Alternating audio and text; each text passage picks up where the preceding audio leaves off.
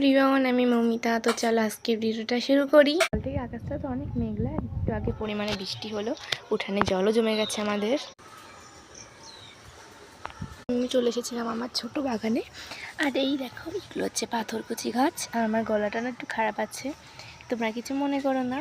তো আমার টাইম ফুল গাছে দেখো একটা ফুল ফুটেছে অনেকগুলো, আজকে বেশি ফুটেনি।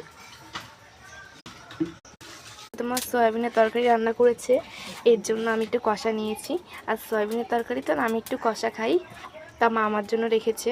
তারপরে ভিডিও দিতে পারিনি, এর জন্য আমি রেডি সরি। তো এখন আমি যাব কম্পিউটার ক্লাসে, এর জন্য রেডি হয়ে গেছি।